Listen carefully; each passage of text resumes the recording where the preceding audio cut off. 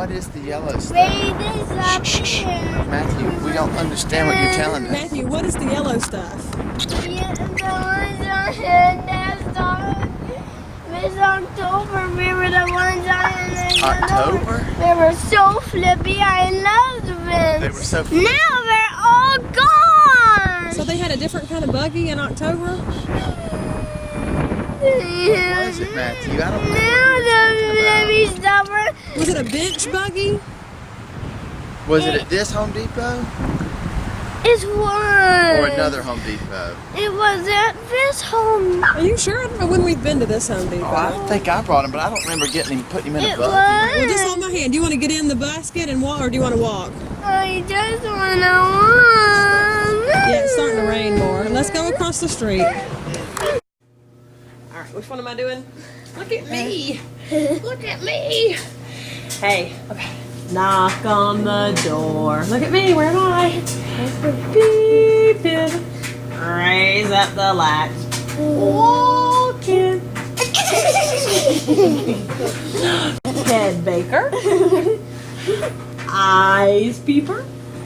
Nose smeller. Lips taster. Chin chopper. I will. I'll do it in a minute. Now we have to do Mousy. mousy. Here we go. Mousy. Maddie, wait. Oh, step back. Yeah, right there. Come on this side. Walk around, Matthew. Mousy. Little Her hands are so cold. Whose hands are cold? Maddie's. Maddie's. And her nails are cold. Going up to Matthew's house. Matthew's home and all alone. Now I'm gonna give you an Eskimo kiss. You ready? Eskimo kiss. Butterfly. Eskimo.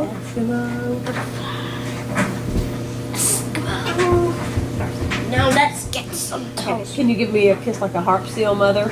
What does a harp seal mother do? And now a real kiss. You know I love you. Yes. Yes, Mommy. Do I love you this much?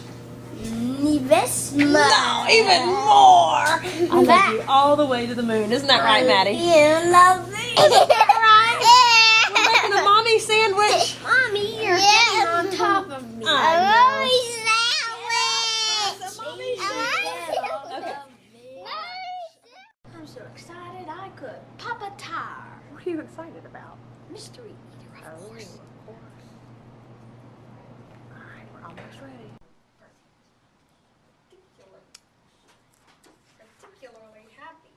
What did others do that was so much better? The little hedgehog wondered. I'll have to go and see for myself.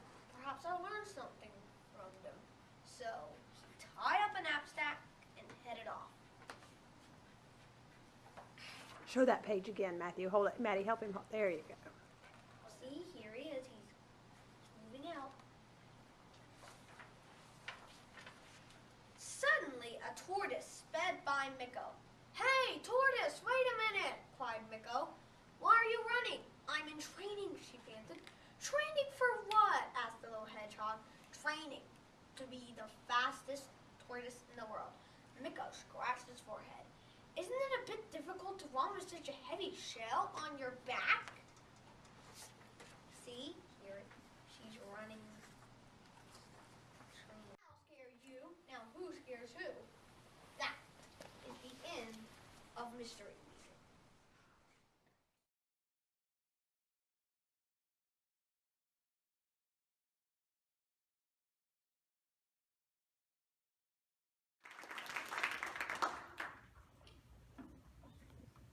Hello everybody, my name is Matthew Plunk and I'm here to share my experience with autism.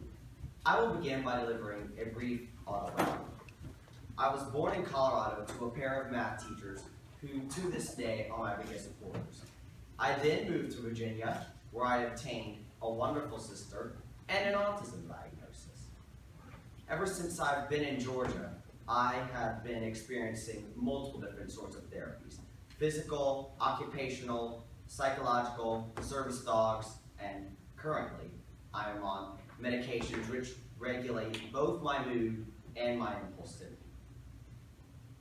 I was at first very, very hostile in therapy toward my family, and then I sort of became warmer toward them through homeschooling and a special needs preschool. I actually never attended a formal kindergarten. That is why in 2008 I was applied and accepted into the Lionheart School, a special needs school. At first I thought that all my freedom had automatically disappeared. The love and gentleness that I felt from my family was just completely absent. I felt alone, scared, oppressed. Then after 2 years at Lionheart, I realized that all these mysterious adults and kids who seemed to think I was strange were actually in my corner, and by the time it had come to an end, I had come to trust them. That is one of the reasons why I was accepted into Mill Springs Academy in 2013. It was there that I learned what it really is like to be a teenager, to be truly oppressed, to be truly betrayed. I won't go into any details of what happened at that school. But at any rate, I was accepted into Wesleyan in 2014, and I'm currently in my second year there. I am a 9th grader, taking all honors classes, and I'm active in the marching band, the academic bowl team, and the track and field team.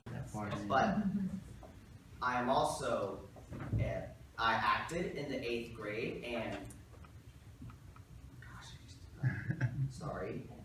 and I have more friends than I could possibly imagine. But there are some things that autism makes difficult for me, such as being able to have made those friends. So the main strategy that I have used is mainly drifting between different conversations. For example, when I'm in a large group, I'll go to one conversation, and when it becomes less stimulating, I'll move over to the next, and then on to the next, and then eventually I'll just have made a bunch of friends at different levels, because some of the conversations will have gotten very long, and other times it will have just been small talk. And then there are some things that autism makes easy for me, such as placing 3rd at the GISA Spelling Bee and 9th 2 consecutive times at the state levels of the geography bee. I am immensely thankful for my autism because I choose not to view it as a disability, but as a great ability. Thank you.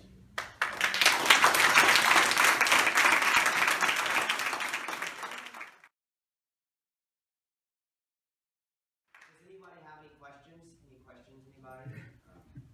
None? Okay. Yes, Chase. How did the service dog help you? The service, that is such a good question. I am actually one of the first people ever to have received the service dog for autism, and essentially what it did was the immense weight of the dog would serve as a tether so that when I got really intense or impulsive, I couldn't get more than 2 feet from the dog because its immense weight would simply arrest my motion.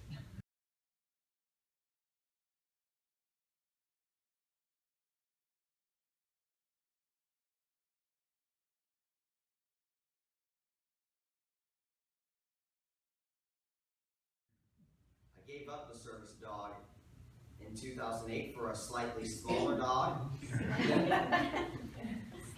And then I finally gave up service dogs and switched over to medications completely in 2010. Any other questions? Yes, Dr. Ramsey. Matthew, what do you like best about your autism? I think what I like best about my autism is really the way it allows me to think. The reason I am so good at geography bees and all that stuff is that, ask me a question about geography. What's the capital of Outer Mongolia? See, I can just simply visualize a map of Outer Mongolia, and I can provide you the answer is Ulaanbaatar. Wow. Oh my God.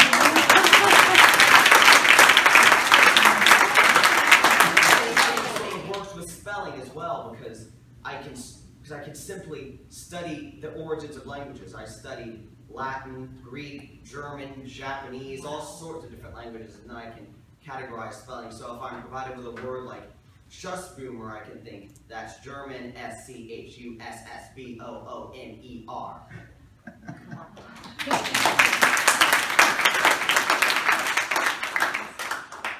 other questions? Thank you. I do not have any immediately discernible side effects. I think every once in a while my escitalopram causes insomnia, but I'm not entirely sure because I haven't talked to my psychiatrist yet. And it's not a huge problem. Like one night I won't be able to sleep, and then the next night I'll sleep like a lot. Yes. Do you think Wesleyan has provided you like a safe environment when dealing with your The safest, in fact. I have so many friends there, especially sort of transitioning from my last school. My last school, as I mentioned earlier, all the teachers oppressed me, the students hated me. I really had no friends at that school. Everyone whom I thought was my friend would either A, end up betraying me, or B, I'd end up in frequent arguments with them and finally sort of forget that they existed. So now that I'm at Wesleyan, I have a great many friends that I've met through so many different atmospheres. Some through academics, others through marching band and acting and all sorts of other social media. And what about I your don't do teachers? that all the time. And what about your teachers? How do you feel like My they? teachers, on the other hand, I feel like are very nice to me. They care about me academically. They seem to want to work with me instead of, which only a couple of Mill Springs teachers wanted to do. What do you think is the biggest challenge now? What are you working hardest on? My biggest challenge is probably either staying organized or talking in a quiet voice around my family. Okay, now Dad's got to interject.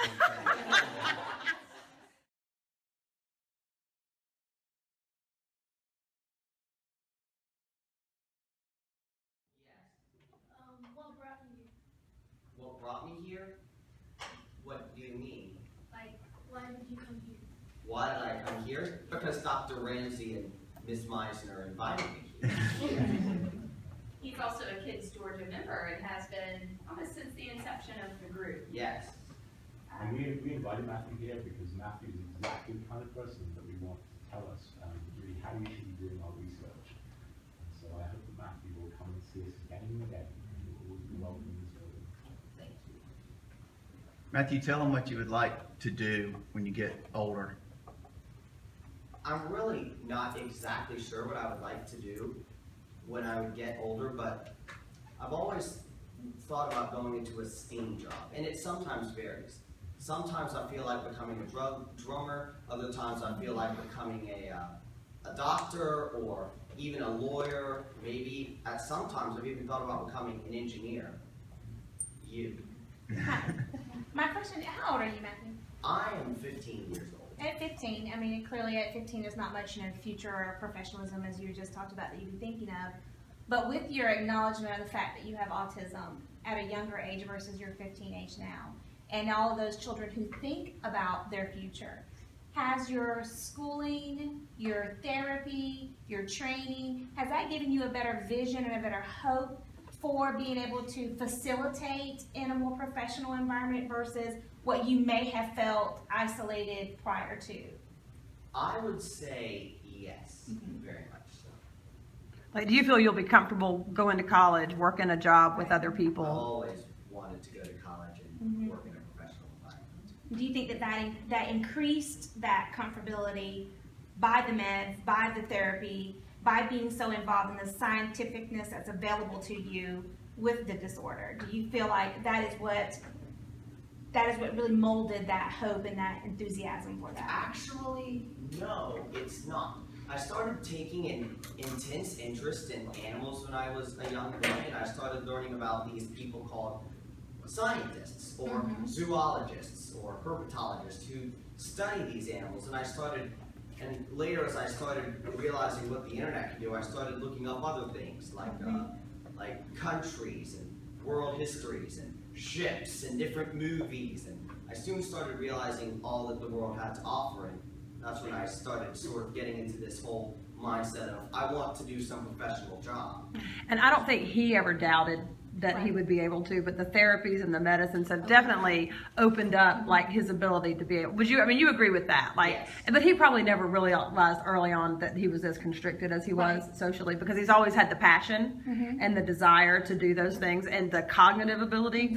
But I mean, those things have. I mean, the difference in him now and when he was 6 or 7 is staggering, So the impact of the science was impressive. incredibly. Anyone else? I just want to say thank you Yes. for sharing your story. And I think you're one of the bravest people I know. And you are a walking example of the work that happens here at Marcus and why they work so hard to research. And you certainly exemplify that autism is an ability and not a disability. Amen. No. Amen. Thank you.